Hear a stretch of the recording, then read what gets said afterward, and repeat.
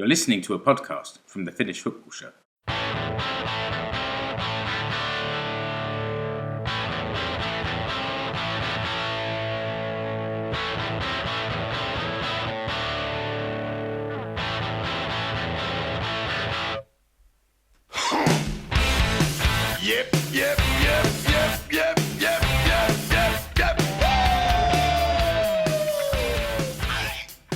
Yes, it's a Finnish Football Show. I'm Mark Wiltshire, listener. We've got a full squad today. I don't know if you're watching or if you're just listening. If you're watching, up in the top left, Mr. Keke Mulleri. Hi, Keke. Terve. Down below Keke is Ali Manson. Hi, Ali. Moi. And below me, although, as we'll discuss, his team finished above mine, so I'm looking down on him for the only time this season, is Rasmus Junila. Hi, Radi. How are you? Hi, I'm good, thanks. How are you? Yeah, I'm very well. We're not going to bore the listener with the stresses of my working day. I bored you lot with it enough before we press record, so we'll move on from there. We're going to. It's good that we got all of you here because we've got a couple of main topics to discuss today. One is just looking forward to the upcoming games for the Huuhkajat, the men's national team, and then a roundup of the Veikkausliiga. Where did everyone end, and how we got fans. Where did it all go wrong? Well, yeah, I mean, for all of us, we very carefully didn't invite a KuPS fan on, so that was probably the wisest thing to do. But we'll go through the top 5 or 6 teams and how they've all finished up, and a little bit of, well, now it's silly season, isn't it? The old managerial merry-go-round seems to be cranking up as well. I can almost hear it in the background now.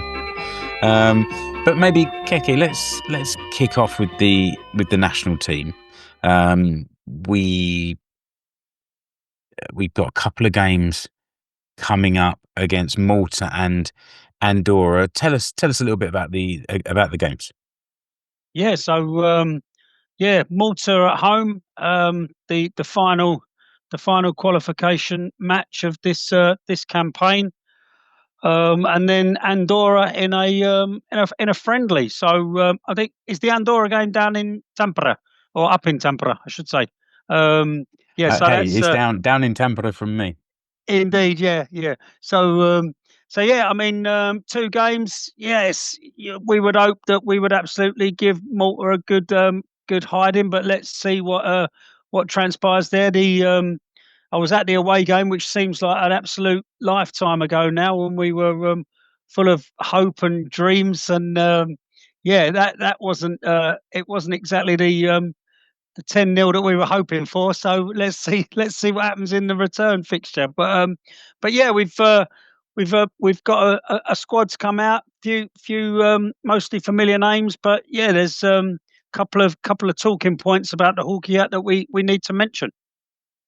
Yeah, should we start with the squad? I guess that's the biggest talking point always when it comes out. We've been talking through the year, Keke, about the new young players coming through, and were there any new names? I don't think so, but or maybe Jussi Niska from Inter in the squad. But go through and talk about who's in that squad.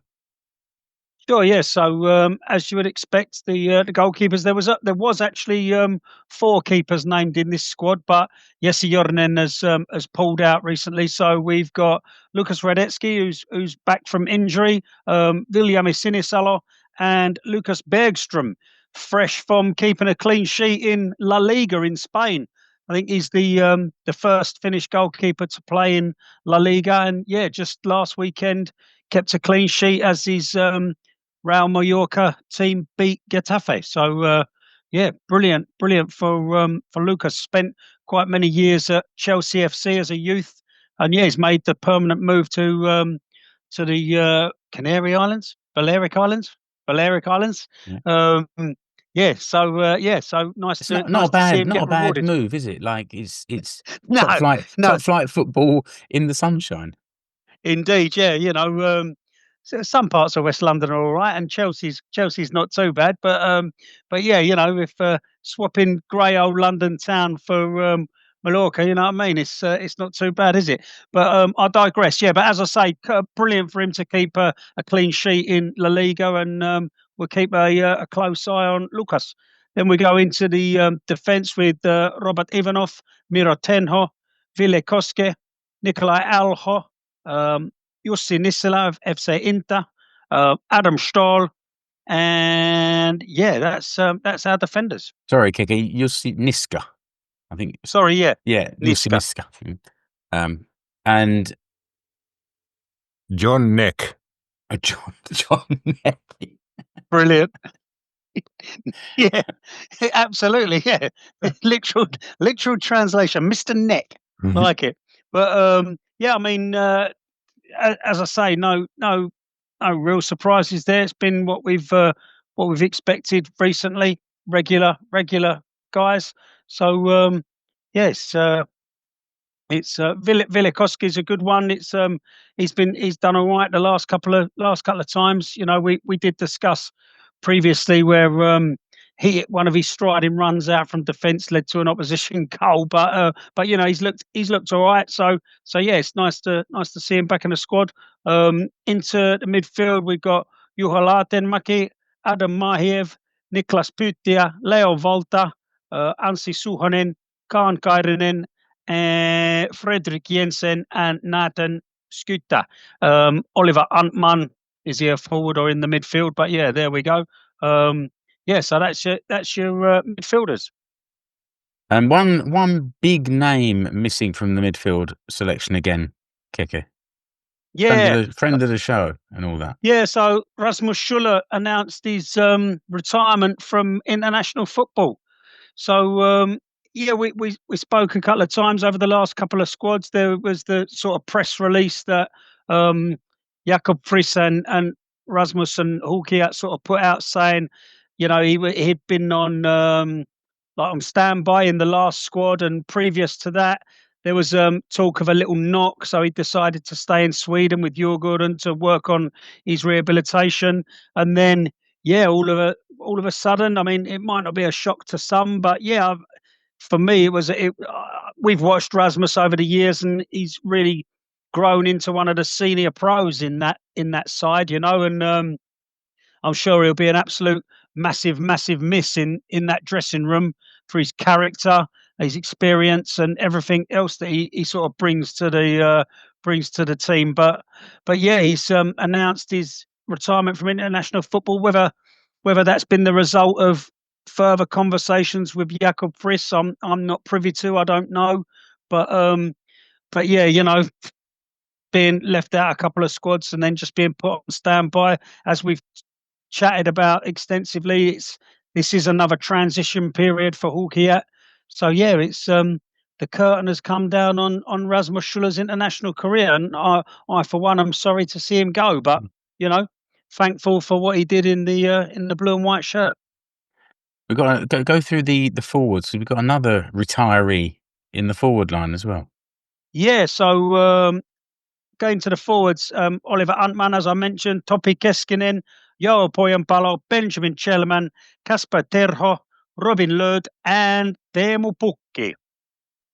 And it's Teemu Pukki that's announced his retirement. I mean, that to me seems less of a surprise. He's been featuring less and less and coming on more and more as in sort of substitute appearances. And seeing him play in the Veikkausliiga. I mean, he's been effective in the Veikkausliiga, but I'm sure would probably be expecting more than 14 goals, 5 of which were penalties. Ali, you've watched him more than I have, so you'll know how he's been performing overall. But maybe he sees the writing on the wall with the national team and thinks, okay, I'll focus on my club football now. Yeah, I mean, this day was always going to come, but it doesn't make it any less upsetting, really. You know, like Teemu Pukki. You ask anyone about Finnish football, and they all know Teemu Pukki, especially in England. What with his exploits at Norwich City, scoring in the Premier League, hat-trick in the Premier League, all that business. Maybe less fondly remembered north of the border in Scotland for a couple of, you know, stuttery seasons at Celtic. But yeah, for for his service for the national team and sort of his goals guiding us to the Euros. Yeah, I mean it'll be a sad day. Obviously, hopefully he gets a really good send off.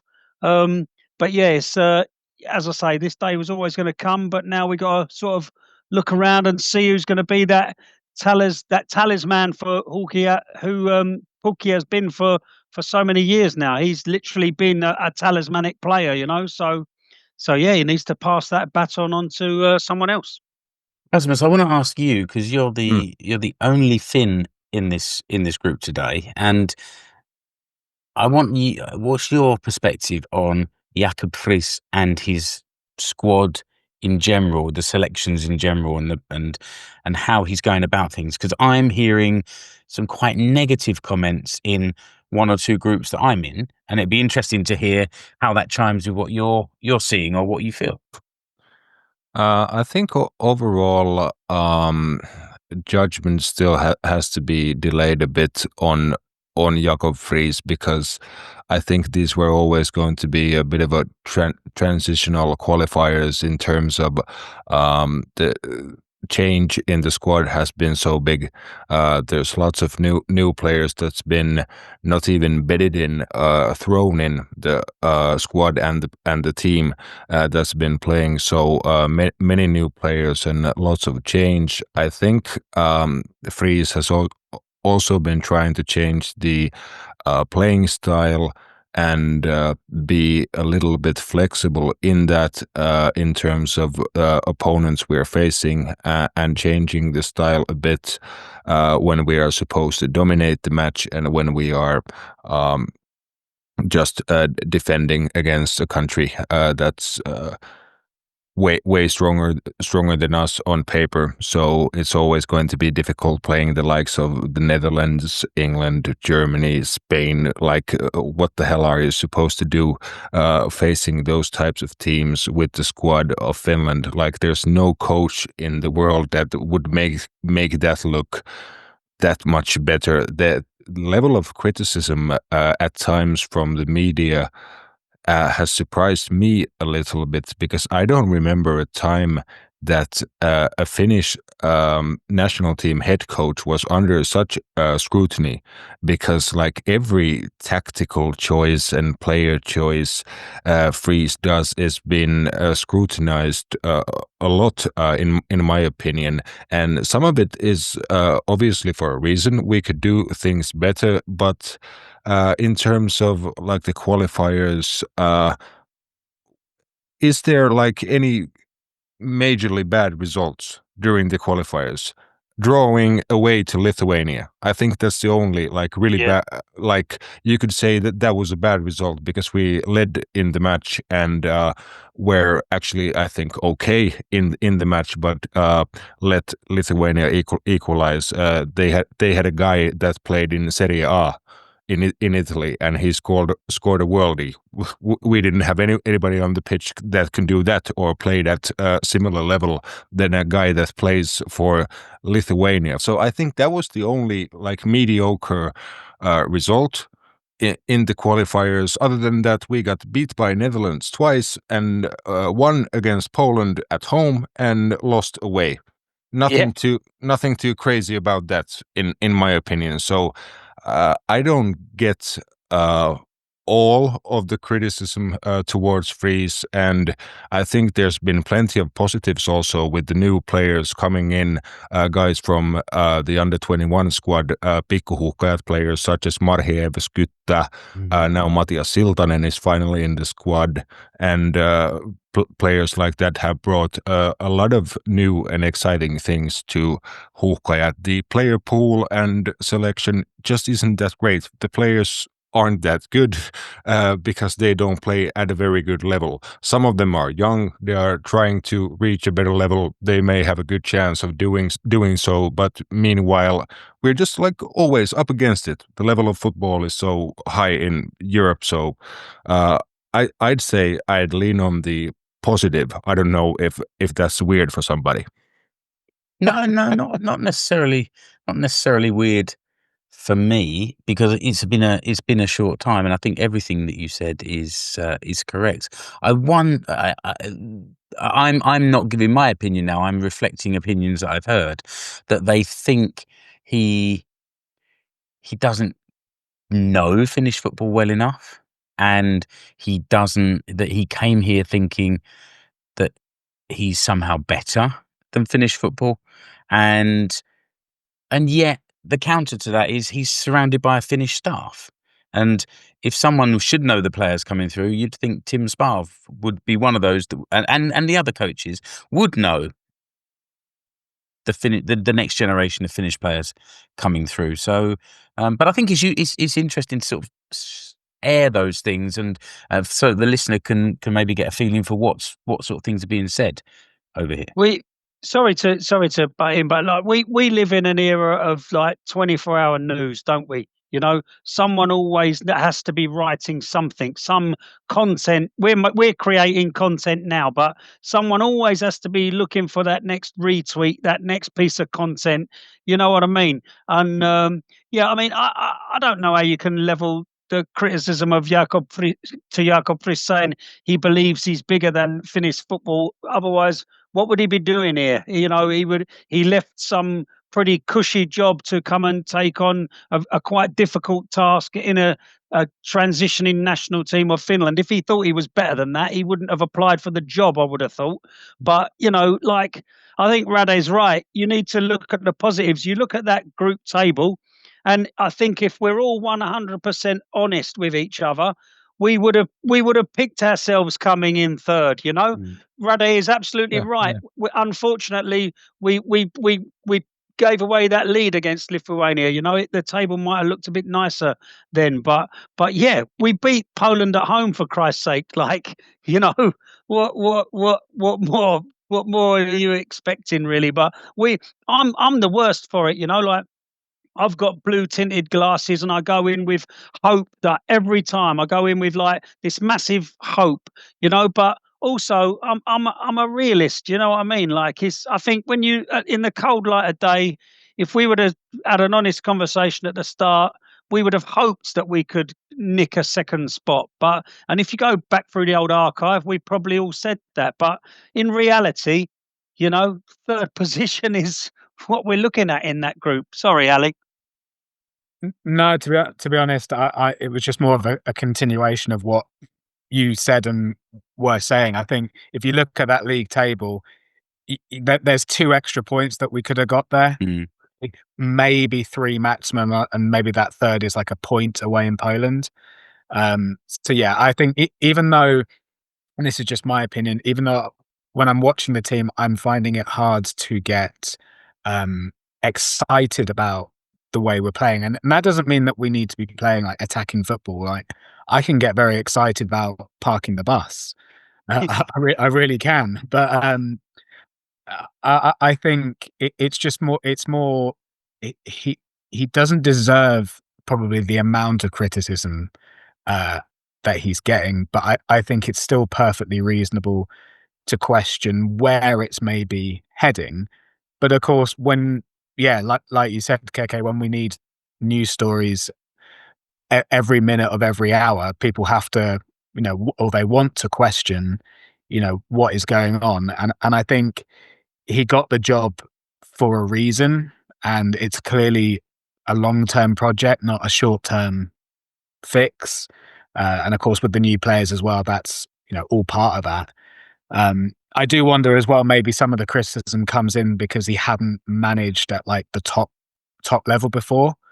Because initially I was thinking, is there like he's not Finnish kind of bias or anti-bias, I suppose, towards him. But I really don't think that's it at all. I think maybe it is just he needs to prove himself as a manager, and he's having to prove himself in quite a high-profile job. He's having to learn on the job, basically. Yeah, 100%. It's like he wasn't, you know, he I don't know who we expected to get that job, but yeah, it's like it was a bit of a bolt from the blue. Not many people had heard of this guy. Do you know what I mean? He wasn't sort of in the managerial pool, you know. So maybe that's part of it. Yeah, I don't remember if we talked about this here before, but when Friis was appointed, there were many circumstances surrounding the appointment of the next Huuhkajat manager, and there were a lot of names and guys being interviewed for the job. I've heard that some of them were even big names, such as like Fabio Cannavaro or somebody like that, with a name from their playing career. Everybody knows them from their playing career, but the experience as a coach or as a manager isn't that great, or necessarily not even better than Friis's. So he's a capable coach, and there's of course the budget thing. Sweden got Graham Potter. He's obviously a millionaire from being sacked three times from the Premier League. So I don't think he cares that he gets a little less from the Swedish FA, and he's on a short-term contract anyway. But he's doing it for the love of Sweden. He's got Sweden in his veins, he said. Yeah. For sure, and he said that he hasn't got any problems with the short-term contract because he's made many long-term ones and realized that they aren't that long-term. So if Sweden got him, we never had a chance with somebody like him. For the Finnish national team coach, just because we can't afford to pay such a high level coach, not even like a minimum salary. Kanerva was on like 250,000 a year.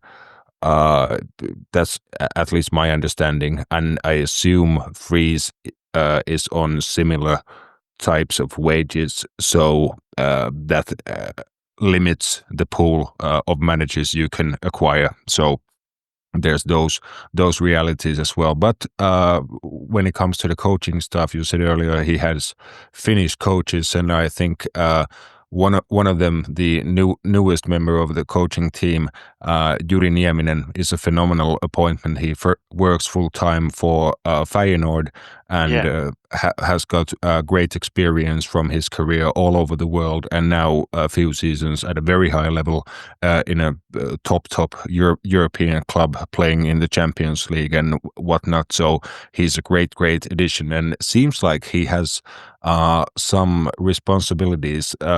He's taken over the Mika Nurmela gig at being interviewed at halftime, which I hate the halftime interviews anyway. But Yuri's got a handsome face, and he's good with his words, so he can make by in those interviews as well. And I think he's been involved, at least it seems like to me when watching the matches, that he's on the touchline in set pieces and such. So he may have taken a bit of a responsibility in coaching set pieces or something he has done in his career many of times in many different clubs and countries. So it's nothing new to him, but I don't know if that's the case. That's what I just spotted in a game. But yeah, that's one very positive and high level appointment. And while you're talking about his handsome face, let's come completely clean. He is a friend of yours as well. Yeah. We're okay. from the same part of Tampere. Okay, Tampere West Side. Yeah, I mean, everything you say about his coaching is fine, but it's where you start, getting a bit over friendly. I think we should clarify it. Right, so we've got these two games: Malta at home, and then Andorra at home in Tampere, as you said, Keke. And just looking at the league table, Friday night, the first one. Yeah, Malta are bottom, aren't they? They're two draws. I think probably against Lithuania, so who are second bottom, and we beat Malta 1-0 away. That was it Jacob Friis' first game, and it was a hard watch, and probably set the tone of pessimism for the remainder of the season. Even taking into account everything you said is right. We finished third. If we'd beaten Lithuania, we'd still be third, but we'd have 2 more points. Realistically, nothing much would have changed. But it would be nice to go out of the season on a bit of bit of a bang and with some goals and with something to warm us up as it gets dark for winter. Yeah. But what I'm wondering is, why the Andorra game? Why Andorra? Is it just to fill the weekend? Is it just again morale building? Because they're two weak. Let's be fair, they're weak teams. So what do you think? Yeah, I think the big countries want to play like somewhere warm or something if they have the opportunity. Or I don't know. Friendlies in the middle of international break, when you have competitive matches, but then you fill the gaps with friendlies, I think that's just pointless in my opinion. But yeah, what you gonna do? It's going to be a nice occasion for the farewell of Teemu Pukki. It's in Tammela here in Tampere, so the capacity is 8,000 people. So it's a Monday night, might be a bit difficult to even fill that capacity, but I'm hoping that the farewell of Pukki gets the people going, and lots of local kids get the chance to see him one final time in Finnish shirt. So it could be a nice family occasion, let's say so. Well, I'm just trying to look and see what price the tickets are, and when I click on the link from the Palloliitto website, I get an access denied. You do not have permission to access this page. So they're going to struggle to sell any tickets if everyone else has the same experience that I've just had. But yeah, I think you're right. It's a great ground if they can get it full. We've seen it in international games and league games and whatever. But when it's full, it's a great atmosphere in Tammela. So if you can get there, get there. Yeah, and it's the last international game for Finland for what could be quite a while. I think we had touched on Nations League a couple of shows ago, but I think the draw for Nations League comes around in March or something like that. But the actual games don't start until September, so it's like there will almost certainly be some more friendlies for Finland in that time. I think there's a rumor, or I don't know if it's been announced, of a friendly against Germany away in Mainz. But yeah, that's one possibility. But apart from that, yeah, there's going to be quite a lot of spare time. I won't know what to do with myself if there's going to be no away trips. Do you know what I mean? Oh, you'll find some women's football to watch, Keke. Or Well, I saw you indeed, yeah. tarting yourself around QPR the other day as well. You know, I did pop along to QPR, but yeah, the less said about that, the better. Hey, one thing I was just going to comment on, following on from that, Keke, is they've changed the international calendar next year, haven't they? And you're right. Normally we would have some games in spring, and then these beginning of June there'd be a weekend with at least one home game. That's often when me and Sadu came down, proper fair weather Huuhkajat supporters. But if there's not anything competitive, and then we have the World Cup in the summer, then there's this we talked about this 3-week international window in September. So in 3 weeks, you could play 4 Nations League games. That's almost the whole competition, isn't it? Yeah, we chatted about it before because it's sort of the leagues were bemoaning the international breaks and how many times that like they cut holes in the top leagues, and Premier League fans tend to get the right hump with the international break. But yeah, we said before, for us international supporters who do like to go away, it does make it a little bit more difficult. So cheers for that, UEFA. and also Keke, final thing on international football. We recorded a few weeks ago. We did the reports from the men's Huuhkajat games, and we did a bit of we had I think Sammy on, didn't we? And we did a bit of an update on the Veikkausliiga, and we didn't preview the Helmarit games. No. And to be honest, it wasn't until the Friday when someone said the Helmarit are playing tonight, and I was like, "Oh, we podded just a few days ago, and we didn't talk." Yeah, about it, so. The old Denmark double header. Yeah, so let's have a little word about how that all went as well. I'm desperately trying to find the right Well, yeah, match. Go on. There's another one who's called it a day. Linda Sällström Okay, here we go. has hung up her boots as well. So yeah, Finland's all-time top scorer across any team. She's called it a day after those two games, and not just international football. The old boots have been put away for good. The curtain came down on her club career as well. So yeah, she's focusing on her medical studies and giving the old football a rest. But yeah, absolute legend of Finnish football. Yeah, what can you say? Top goal scorer. You know what I mean? Maybe top appearance maker as well, I believe. But yeah, the two Denmark games didn't quite. Well, the first one didn't quite go as planned. That was a 6-1 thrashing at home. And then yeah, a couple of days later, they went away to Denmark, gave a slightly better account of themselves, but it was still 2-0 to Denmark. So yeah, 8-1 on aggregate over the two games. So I think they want to put that behind them and move on. And just as a reminder, Keke, this was like the playoff, wasn't it? So having, am I right? Having finished second in their group, they went into a playoff and played against Denmark. Yeah, it was Nations League A qualification or something, I think it was. Yeah, so Denmark finished third in their group A4, behind Sweden and Italy and above Wales, but that was quite a tight group. So and Finland were playing from the group B. So we're playing above their level, if you like. So maybe not surprising, but still disappointing. But the only thing that was more disappointing was the fact that we failed to cover it before the game. And sorry to the women's players. We can only apologise. Yeah, we will try to. There is too much football. Yeah, and they got games coming up as well. So the women play on the 27th of November at home to Austria, and the 1st of December away to Belgium. They are both friendly games. Oh, all right.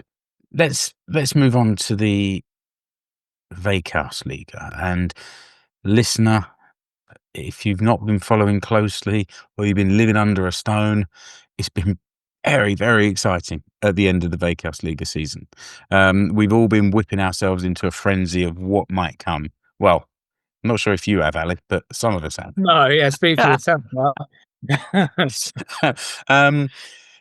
Let's just to confirm the final standings in the Mestaruussarja. So after all teams played 32 games, and it finished with KuPS first on 67 points, Inter Turku second on 61 points, Ilves third on 60 points, SJK Seinäjoki on fourth on 59 points, HJK Helsinki on fifth on 49 points, and IF Gnistan sixth on 33 points. And it was like a series of cup finals. Like when we started this Mestaruussarja, and you look forward and you think, oh God, it's all the teams around us. And we've talked about it when we in our WhatsApp group, planning these shows and talking about the games, that all the teams are taking points off each other all the time. In the past, we've had this where you play one game and it you lose a couple and it's all over. In this, you lose a couple, you still got 8 other games to play, and it was really exciting. And SJK, from my perspective, lost a couple of games and get a bit downhearted, and then they changed tactics and beat Ilves and beat Inter, and suddenly you're up again. And then we had a couple of 4-3 wins, and everyone's getting excited, and then the bubble burst again. It was really, really up and down. But even going into the last round of games, okay, KuPS had won by then, but Inter, Ilves, and SJK were all fighting for the last 2 European places. And hold on a minute. You said KuPS had won by then, thanks to an SJK own goal in the 90 whatever minute it was. Well, hey? I mean, yeah. You lot basically screwed it for everybody. It was the most exciting Veikkausliiga for I don't know how long. Yeah. Oh, All right, Harry, so let's- And then he just handed it to KuPS. Thank you very much. exactly, on a plate. Oh my God! And then you had the cheek to draw with Inter Turku 2-2, and so that put pay to them having a chance. I don't believe it. But actually, Keke, that's the point, isn't it? Like we were all kind of tripping each other up all the way through, which was the point of this. And yeah, I mean, Jules and I have talked about this on the SJK podcast, but we weren't the better team against KuPS. They're a really good team, and this is the first comment I made. That they've been a really good team this year. They're well funded, they're well financed. They've got a good team that's been together for a couple of years now, and now they're playing in Europe and they're doing all right there. We'll talk about that in a minute. But to get to, I've looked at a replay and the ball crossed the line in 89-59. Like to get that close, and then to throw it away with our second headed own goal in a few days was just too much. And yeah, you're right. That did kind of give it to them, and then with the rest of us are fighting for the remaining places. But Rasmus, what do you think about the KuPS team? That they're doing well in Europe. I think they played 3 games and won 1, drawn 2. Yeah, they haven't lost one. Sorry? No, they haven't. And Yeah. I've been at their 2 home matches, which they don't play at home in Kuopio. They play them here in here in Tammela. So I've been to both of them. The first match against the side from Kosovo, FC Drita, that was terrible level of football. The away team wasn't very good. They had very good away support. There were loads of people from Kosovo that live in Finland probably already, but there was a very good away attendance from Drita.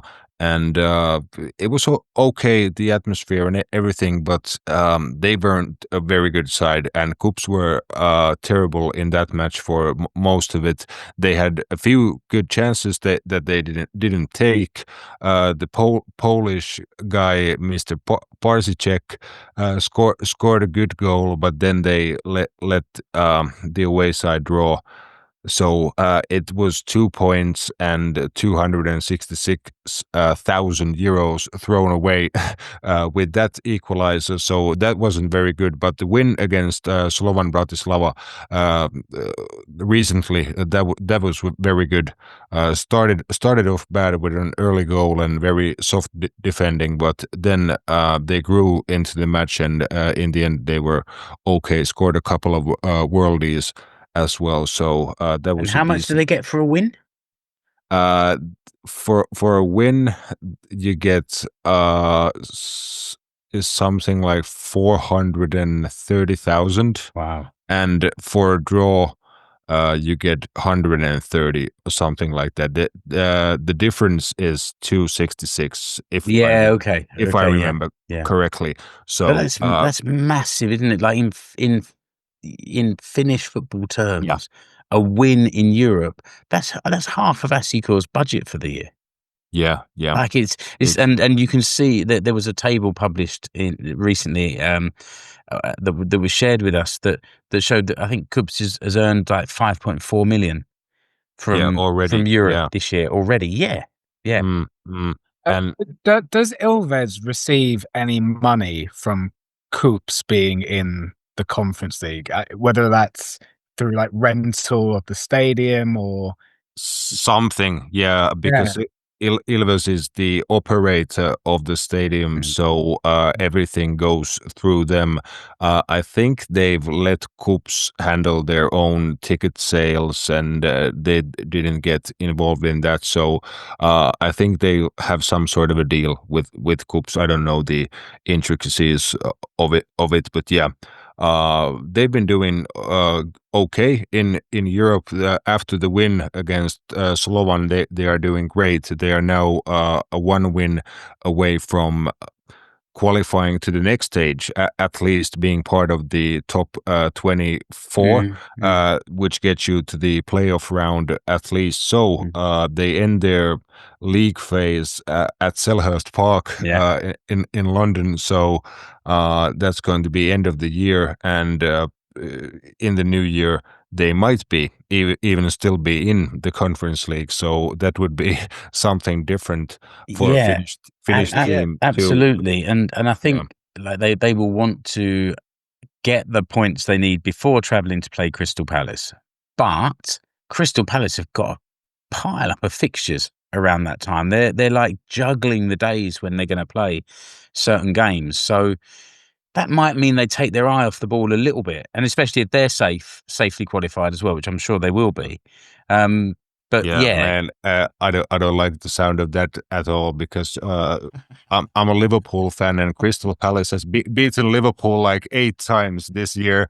And if KuPS is going to Selhurst Park and beating Crystal Palace, I don't know what to say anymore. I'm living in a simulation or something. But you have to give it to KuPS, because you talked about the league table, and let's just remember to our listeners that what the format is, because after everybody has played each other twice, then we go into the championship round, and when after the so-called regular season, after 22 games, KuPS was 4th with 44 points. The amazing thing was that the top 4 was within 2 points at that stage. Inter with 46, Ilves 45, HJK and KuPS 44. So that was the top 4 at that point. SJK 3 points behind KuPS in 5th. So in the championship round, 10 games to play, so 30 points to gain. KuPS got 23 points from 30. That was, I think SJK was the best after them, if I'm not mistaken, because Ilves and Inter both got 15 points. we got 18 out of 30. Yes. So what was SJK? 18.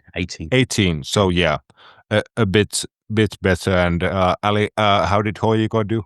Well, if my math is correct, I think it's probably about 5. I mean, you literally need the fingers on one hand. Yeah. And I can tell you that none of them were wins. Yeah. I've certainly forgotten that win. So no, it was 5 draws and 5 defeats. Yeah. That's another way of putting it. Yeah.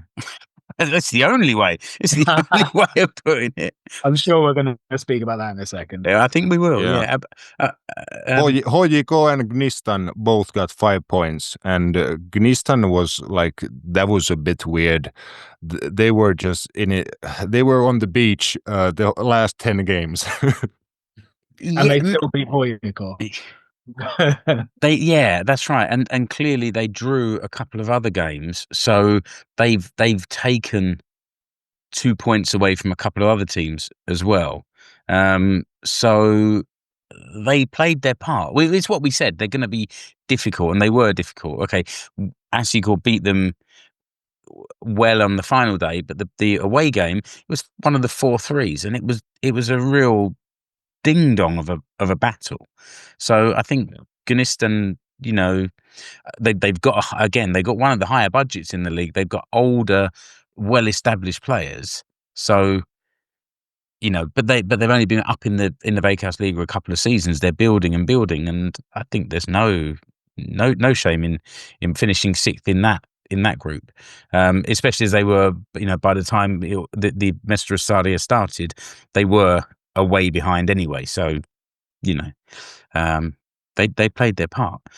What about KuPS's team? Can they keep it together? Are they going to lose players, do you think? And then I suppose, and the manager, is the coach going to stay, or is he leaving at some stage? Yeah, him and his assistant coach, who is also his boss as the sporting director. So figure that one out. Yeah. That's Finnish football for you. But I don't know what was the future for both of them. Sixten Boström, who's the assistant coach / sporting director, and Vis being the head coach. I think both of them might leave. I don't know if KuPS wants either of them or one of them to leave. I don't know the state of that, but it's going to be very interesting what's going to happen. They also lost their head of football and scouting, Viki Savonen, to Inter, so lost him to a direct rival, and he's been behind a whole lot of good decisions when it comes to recruitment and stuff like that. Also had a very big role in scouting opponents, establishing their game plan to the team with video analytics and so on. He's a promising fella.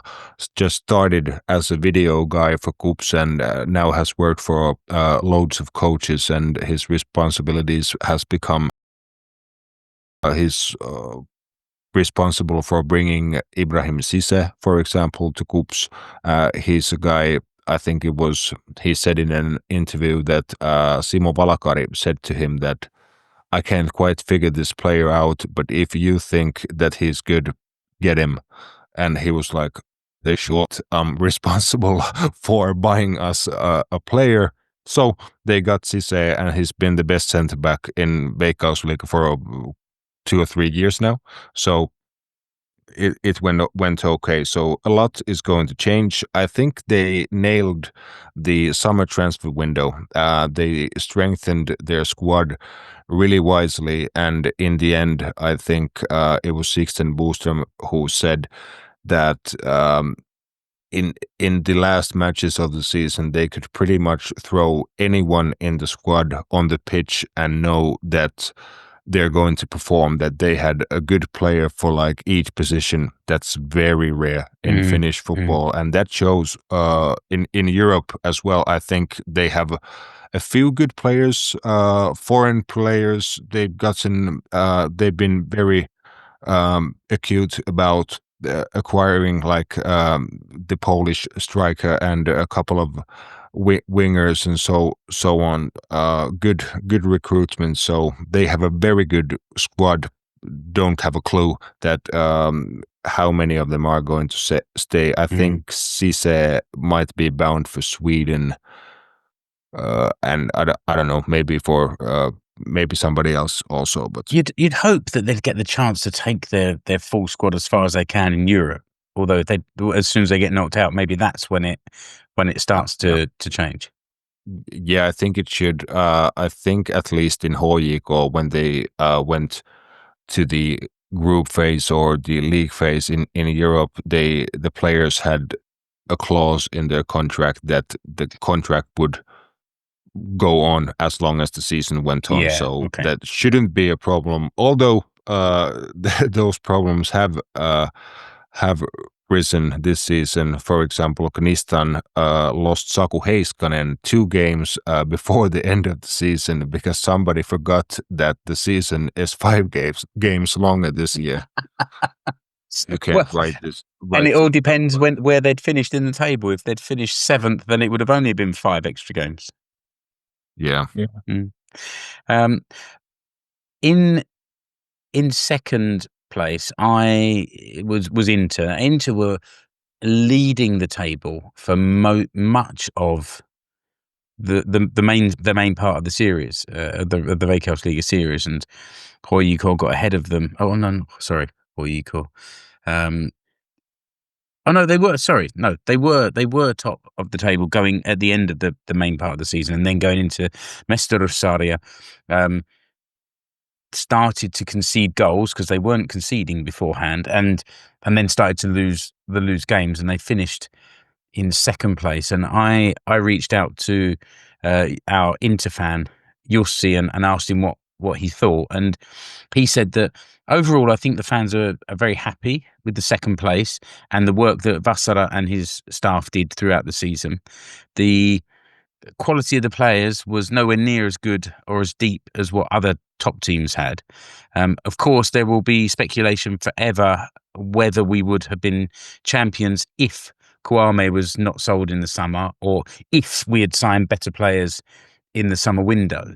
The winter transfer window will be very interesting because we've lost Krebs and Kwame already, and probably after such a good season, players like Legbo, Niska, Kuitinen, Huuhtanen, and maybe Esomba, if he recovers, that could also go abroad. We might have to find new players for many positions. But generally, feeling positive, and that is often what happens, isn't it? You have a good season and the bigger clubs come along and pick up your players, hopefully for money that you can reinvest. Inter's 4-1 victory against HJK in the regular season, that was the best performance I've seen from an away team for a long time in Helsinki. So, but I think they still had Kwame in that game as well, if my memory serves me correctly. So, yeah, what Jussi said is pretty spot on. And what did they do to Ilves in that final game of the season, Rasmus? I don't mean like, haha, you lost, what was the score? But what did they do in that game to win? Because they scored 2 really early goals and then you couldn't get back into it. Yeah, that was a bad loss against Inter, but I think I'm gonna check this, but I think we were ahead 1-0 in the match, and they came. Veteli scored a penalty in the first half, and in the 83rd minute, Legbo scored a header. He came from to the back post area from the blind side of the fullback. I think he did it first from Inter's right and our left, and 1 minute later he did exactly the same thing from the other side, like one of the shortest guys on the pitch, like 170 with feather on his head. He scored 2 headers in 2 minutes, and that was just Ilves' season in a nutshell there. We were just too prone to collapsing defensively or in focusing on the match, for a brief moment. There wasn't so many of them throughout the season, like in the season before. I even had a name for it. It was called Ilves Minuutti. You knew just there was going to be 1 minute of madness, and we could lose a 2-goal lead and end up losing by a goal in 5 minutes. That happened the season before, for example, against Gnistan, when we were 3-1 ahead on the hour mark and ended up losing 4-6. So yeah, that's Ilves for you. You never know what you're gonna get, but that was a decisive blow in the title race. We had it in our own hands, I think, up to that point. If we beaten Inter, we would have been in control of our own destiny, so to say. But we had a really, really poor period after starting really well in the championship round, beating KuPS 4-2 away, then 3-2 against Gnistan, getting a 2-2 draw away to HJK, but then thank you again, Mark, for SJK beating Ilves 2-1. We just leveled the match through our stand-in captain Tatu Miettunen. He's a man for big goals. I really thought that was going to be a big goal, but 2 minutes later we let in a totally shit goal and gave you an easy win there in the 89th minute. So way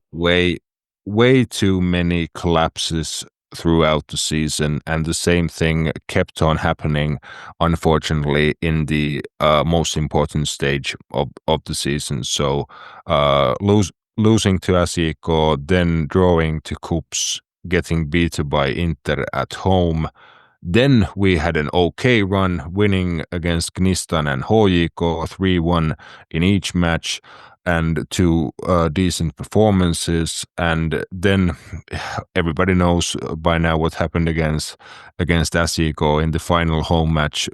We were ahead in the match after being down at first, but then going ahead, and 3-3 at the 94th minute. And I'm not going to even talk about the goal that we let in. I'm just going to talk about the feeling that came after the goal, which was just emptiness. I haven't been that emotionally invested in football for a long time, and yeah, it was just total silence and emptiness after that. We stayed in to clap the players and cheer them on and whatnot. Yeah, people actually behaved good, and even though we lost the title there was still, I think, over 100 people, at least 2 buses that went to Turku for the final round. So at least everybody was behind the team until the end. But yeah, it felt absolutely. I'm not going to even say it felt terrible, because it just felt like I died inside. The counter as perspective about that last goal is that it was absolutely brilliant work from Kasper Parnanen. Yeah. If we move on to SJK, who is the Veikkausliiga top goal scorer this year with 18 goals. I had this conversation with Keke. You pulled a funny face and did something with your eyes. I don't know what your problem is. With 18 goals and three assists. And I had a conversation with Jules the other day that I don't like this goal involvements. It's a newfangled metric that I'm too old to buy into. But he scores goals with his right, his left, his head. He's scored 4 more than anyone else, and only taken 1 penalty, compared to, for example, Teemu Pukki, who scored 14 but had 5 penalties. And boy, don't HJK get a lot of penalties. Yeah, don't get me started on that. There was one very there was a penalty also, but yeah, there was one very particular match against Ilves that there was a refereeing incident. But yeah, I think that's not something we want to go into.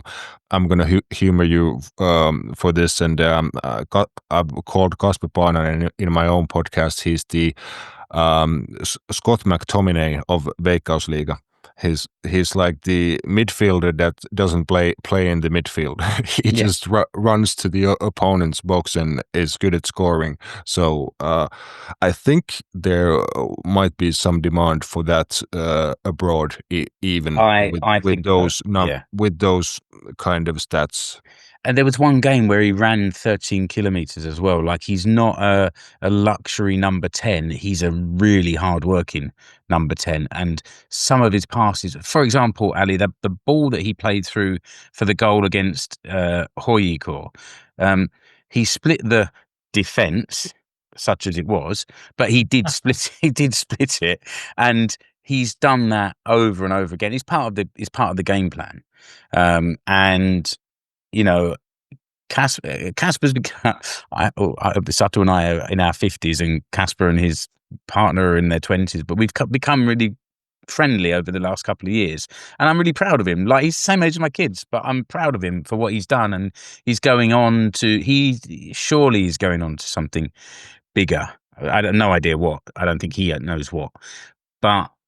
It goes without blessing unless I don't think he will, unless he does a Tikkanen and puts on that blue and white shirt next year. But I think, all joking aside, I think he's got bigger plans. I think he sees the next step being overseas, and he's under contract, so he can go anywhere, and that benefits the club. And boy, do we need some of that kind of benefit coming to our club.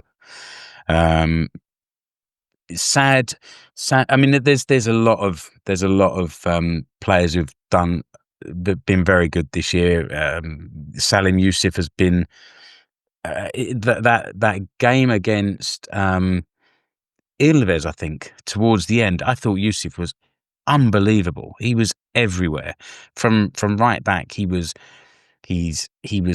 covering a lot of ground. He was winning tackles. He was running with the ball and passing through the lines. And then towards the end of the season, Lauri Laine was on fire. I don't know where he's been all season, but that's why Rasmus Karjalainen couldn't get in the team. And Rase has had a good season, but he just couldn't get in the team towards the end because of Lauri Laine, like running fast, dribbling, like old-fashioned dribbling with the ball. And, definitely keep an eye on him. Hopefully we'll get another season from him, and then he can be on the conveyor belt with a bow around his neck and out the door into next season for some money. And yeah, there's been a lot of speculation since the season ended, which is only 4 days ago or 3 days ago, about Stevie Grieve.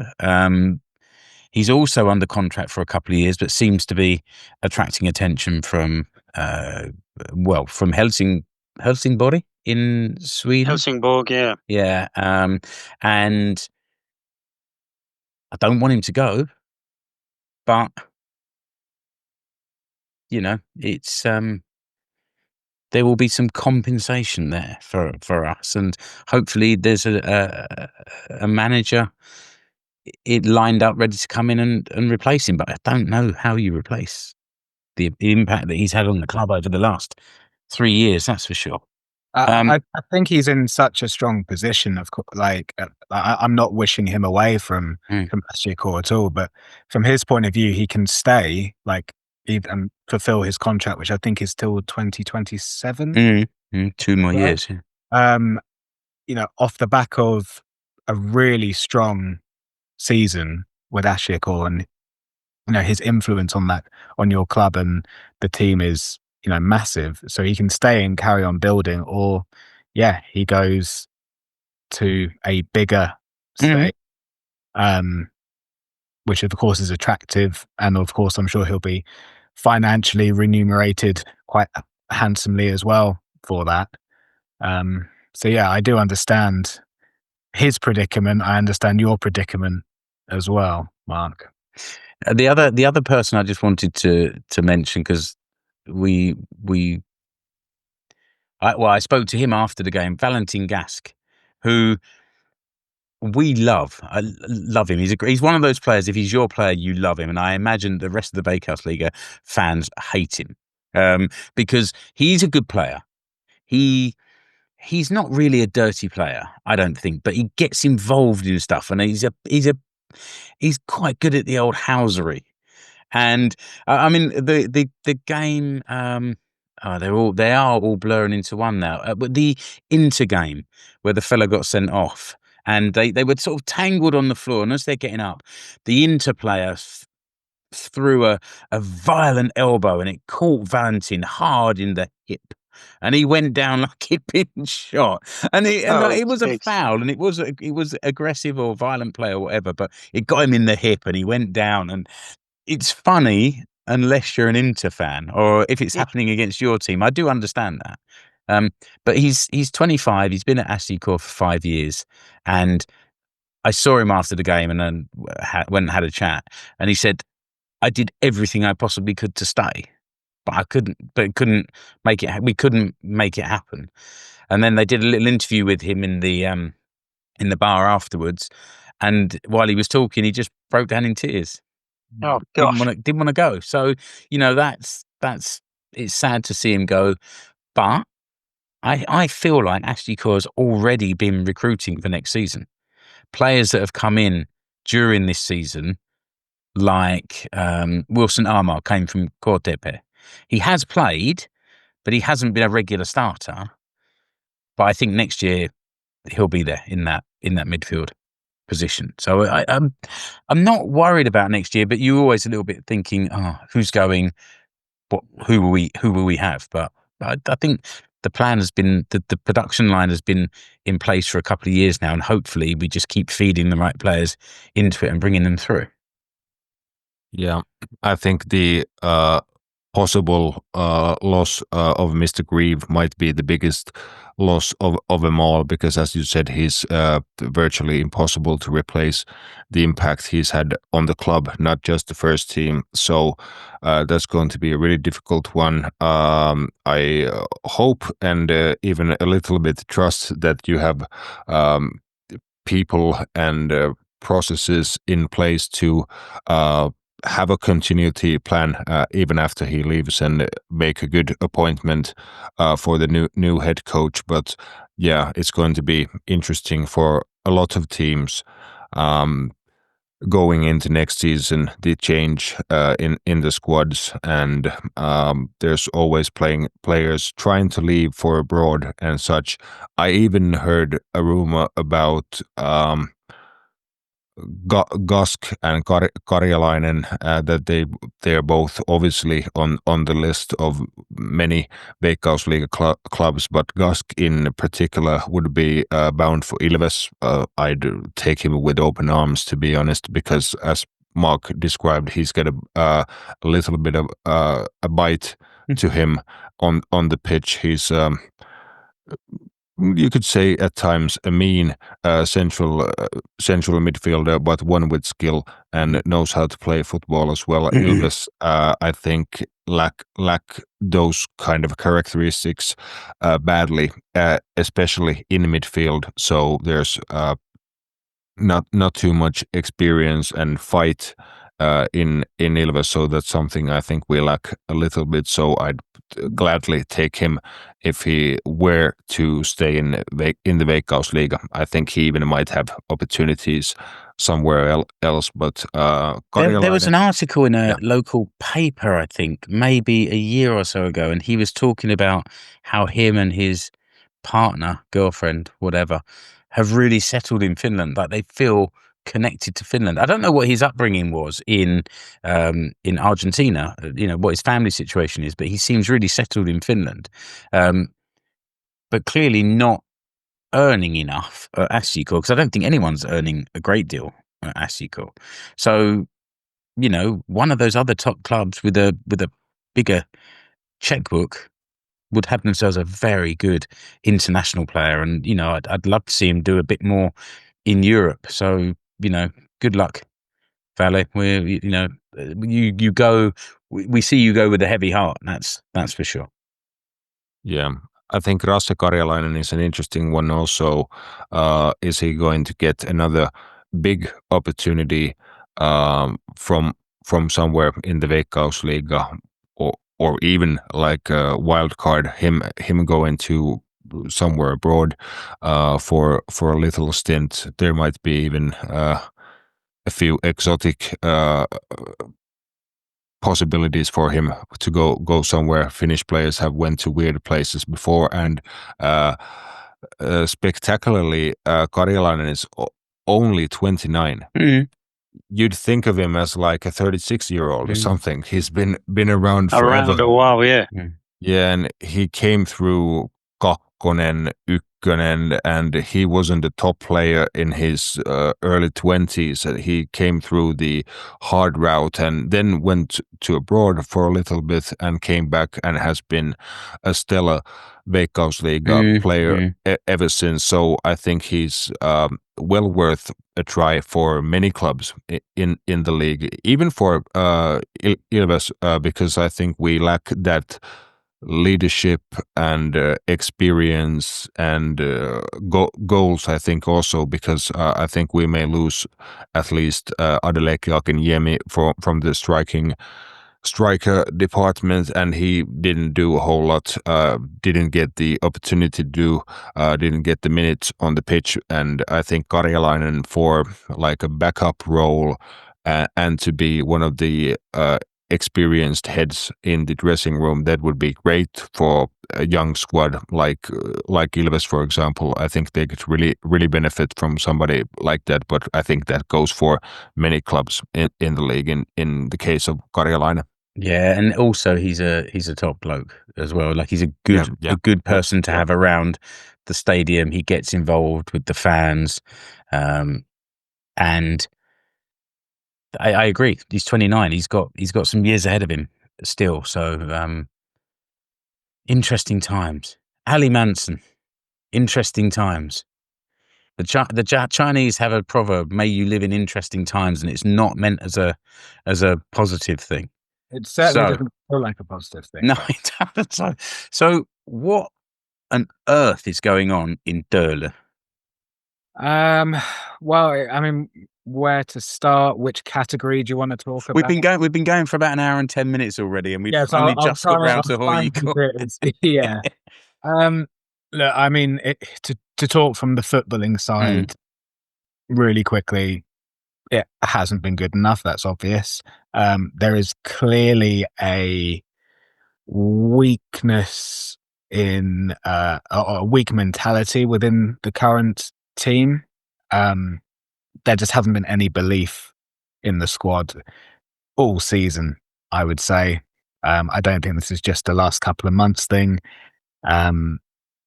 There's been a few decent performances, but I mean, to not win a single game in the last couple of months is shocking. I've just been going through the results now because I just wanted to remind myself of how many late goals HJK have conceded just in the past, like 2 or 3 months. And it's staggering to get themselves in winning positions in quite a few of the games. Not saying they deserve to win these games, but they were still in the position where they could have picked up way more points than they actually did. And to throw it away time and time again is just staggering. And to be honest, it almost, I mean, it was still annoying, don't get me wrong, but it was almost laughable towards the end about how many times it happened. And not just in the Veikkausliiga. I was reminded myself in the Conference League qualifying round when we went out on penalties to Asda, as I'm going to call them Asda. I know we went out on penalties too, and yeah, that was a late goal as well. So yeah, there's been a lot of problems from top to bottom. The defense hasn't been good enough. I mean, I think some of the younger players have done okay, but they're doing okay in a struggling squad. So of course they're still prone to mistakes because the experienced players around them aren't helping them. Yeah, I mean, Pulki has scored 14 league goals, but you expect that. You expect more from him. I mean, there is a reason why he is retiring from the national squad now. He physically struggles in quite a few of the games, even at Veikkausliiga level. He's still explosive over 5 yards, maybe 10 yards. And of course, when he's in the box, he is still finishes it. Yeah, he can still finish, but he is really the only striker at the club, because I think Benji Michel, who has been actually quite a positive of the season, he's really a winger, to be honest. And so, yeah, if you're relying on a Teemu Pukki to score all your goals, you have to play in a certain way. And I think the other Veikkaus, or the strong Veikkausliiga teams, the top 4, worked HJK out quite easily and found out that we can hit them on the break, give them all. They're just going to play it sideways for quite a while, and then, yeah, we'll catch them on the break. And there were so many goals in transition against them as well. But again, it became you could see it happening even whilst HJK would have the ball. And that was the same against Ilves, Turku, SJK, even Gnistan as well. So, yeah, it's been painful. I sort of thought last season that third was was not good enough. But I would have taken third, even at the start of like September. To be honest, I thought, if they could sneak third, still not a great season, but they would have finished above some decent teams. But they couldn't even do that, to be honest. And it's going to be a really interesting off season now, because a lot of change has to happen, probably will happen. Whether it happens upstairs, a lot of the fans are hoping that it goes that way. Whether it's not, I'm not sure. The manager, that will change, and some of the players already have been announced that they're leaving. There'll be quite a few incomings. So yeah, it's going to be interesting. It has to change, basically, because HJK are the richest club in Finland. Or maybe they're not now. That's my default go-to saying that maybe they're not anymore. But yeah, when you have spent the money that they have spent over the last couple of years, and to finish third then fifth in the year, I mean, look, winning the Salmon Cup was a nice day out. And yeah, of course, beating KuPS once is nice in that final, but this is not going to be a season that people are going to remember fondly. That's for sure. I mean, there's some big earners there, isn't there? I mean, like Alex Ring has got to be on a few quid. Do you know what I mean? Who else is there? Lucas Lingman is there, isn't he? He's got to be on a sizable wage, and Hostika as well. Yeah. Santeri Hostika. Like, I can't imagine those guys are playing for buttons. So there's a few quid going out of that. And where Pukki obviously must be earning a top wage for the Veikkausliiga. So there's a few quid going out of the door every week. So these players have really got to sort of have a bit of a look at themselves. From the games I saw, I don't think the Brazilian keeper covered himself in glory very, very much. I mean, he's had an absolute torrid time of it, hasn't he? Fredericks, is it? It's a weird one, because you don't. Like you said, Al, after last season coming third, you thought that might have been the boot up the backside that they needed, but they've regressed even further. The one positive I do want to mention is young Anton Newland coming on or starting the game actually on at the weekend, who is our Huuhkajat SLO Nulli's son. So it's nice to see another Newland in the Veikkausliiga. So congratulations to that. But yeah, that's the only bright spot, I think, mate. Yeah, I think I would agree with that. I think not having a settled number one throughout the entire season has definitely played a part. The whole defensive structure has been a big problem, because you reel off Pukki, Ring, Hostika, Lingman as the highest earners, and they absolutely are. But if you look at the goal contributions that they've all contributed with, they're all quite high. I mean, Alex Ring was playing almost like a false nine in some games, scored quite a few goals. Hostika, I think, is the most talented player at the club still. Sometimes he goes missing, but I think a lot of teams do sometimes put two players on him as well. So on one hand, I'm a little bit like, well, maybe it's justified their wages to give to those players. But of course, when the team is doing so badly, you do have to possibly reassess and think, look, do we just cut our losses, start again? Because something does have to change, because clearly the model that we're currently working on just isn't working. I tell you what's not working off the field as well, Ali, is the behaviour of the HJK supporters. And I'm not going to give any publicity to any particular groups, but, if you follow Finnish football, you know who they are.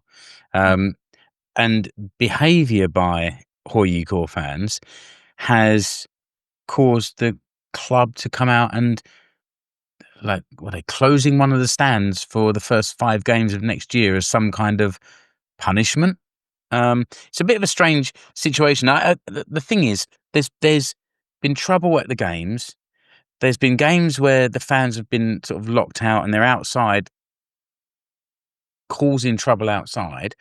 And then even worse, just as bad, I don't know, is there's been violence between fan groups away from the football, just in the town as well. And as an older British fan, I remember growing up in the 80s and how all football fans were thought of as sort of scum and treated like animals and then behave like animals. I don't want to be dragged into a repeat of that. What do you think about this what's the club trying, and Rasmus as well, maybe come in with this, like, what do you think HJK as a club is trying to do by closing these stands for the start of the next season? I think they're trying to show the Paloliitto that they are taking certain steps and that they're taking it seriously. I mean, and maybe to their sponsors and associates as well, because they've been getting quite a fair bit of bad press throughout the season. So imagine that's not a good thing for them in many different circumstances. Yeah, I totally agree, Rasmus. There's that as well, and I think, look, I stand in the Klubi Paltu, so I do see, you know, these fans, and a lot of the time, I'll be honest, I feel like it's that people aren't misbehaving, but there are times where things do tip over. You know, those examples that you've given, Mark, you know, those, they did happen. So I'm not denying that at all. And of course, when you're trying to disrupt a game, probably trying to get a game cancelled, whereas, you know, I can maybe sort of chuckle about, oh yeah, wouldn't it be funny if the game is cancelled? But it would only have been funny in inverted commas, and of course I don't really mean this is a joke, if KuPS needed to win the game, and it's like, well, they didn't, so what are you trying to achieve? People have paid their money to go and watch a game. Like, grow up. And that's always my attitude with it is grow up, because whenever I'm there, the people that seem to be the perpetrators, I mean, they're maybe young enough to be my child. Like, these are not older fans, they are younger fans, maybe trying to prove a point, trying to get respect from older fans. I'm not really sure, but yeah, it is pathetic, to be honest, and it's embarrassing. The one thing I would say is I've always been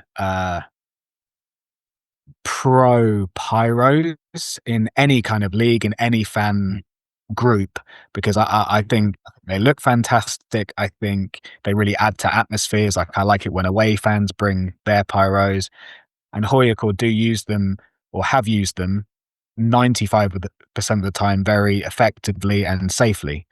But of course, if you're then using them to disrupt the game, then of course it's then different story. Yeah. It's a different story. So, and in that last game, were there flares that were being thrown onto the pitch, or were there fireworks? There was some. I don't know if it was something lost in translation. Was there something different happening at that last game? I think there's been a lot of things that have been reported that aren't all. So there was that story about the drone, for example, but then there was also a report that the police actually confiscated the drone before it even left the ground. Yeah. Right. Yeah. Okay. So, yeah, I'm not going to speculate onto, because that was the game that I didn't go to. Right. Okay. No, that's fair. That's fair. To stay at home, because yeah, I was a little bit like, the weather was bad. Why am I going to go and see this game that really has zero meaning? And I knew the players weren't going to turn up and try. They were on the beach by that point. So yeah, I didn't see whether it was a pyro or a firework. I have seen both in the past, but yeah, and it's such a shame, because I really do think that there is a place for pyros in football in general, in Finnish football, but they have to be in the right hands, and sometimes they're just not. Indeed. Anything, Rasmus, you want to add to that, or shall we, gents, wrap it up? Nothing too significant. I think it's weird, the decision from Mr. Riihilahti and co that there's not the home end in the first 5 matches of next season. That's a bit harsh, in my opinion, and I think it sends out a contrary message, like I don't know, but yeah, maybe we'll not get into that more. Maybe some other time. Okay, At least we have something to talk about at the start of next season. Yes. Yeah, and something I forgot earlier. We talked about potential move abroad for Stevie Grieve, and I think we forgot to mention that there's been rumors for Vesa Vasara from the Inter head coach as well.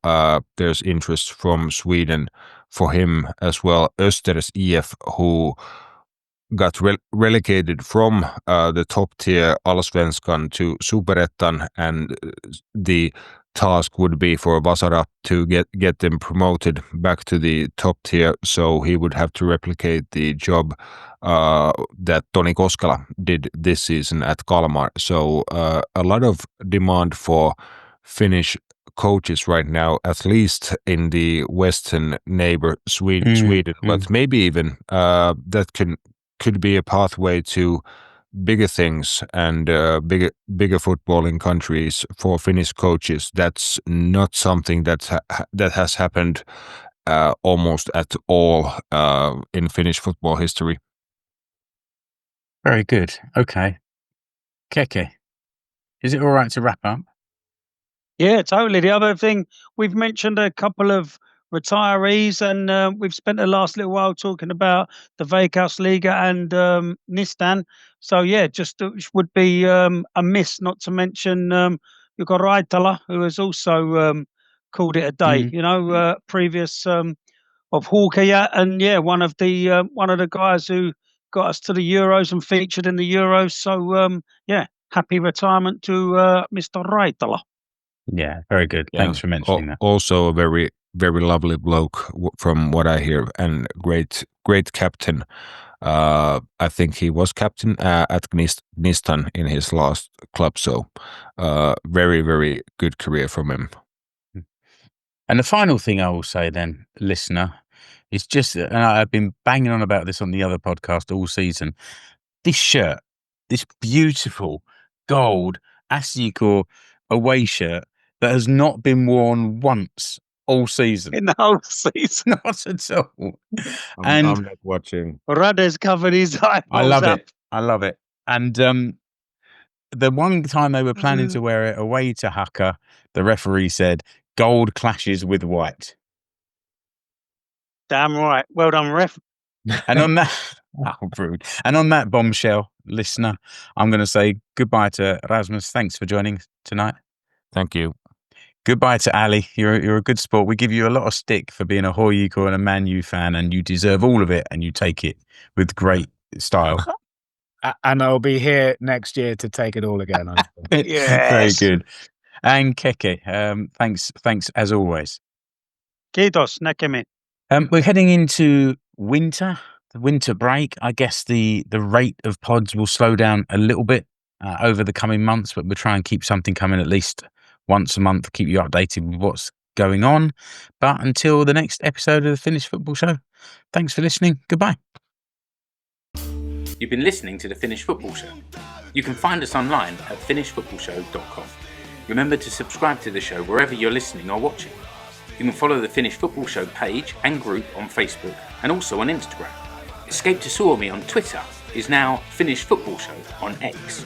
And you will find us on Blue Sky at Finnish Football Pod. See the links in the episode description, along with the links to the Finnish Football Show merch stores.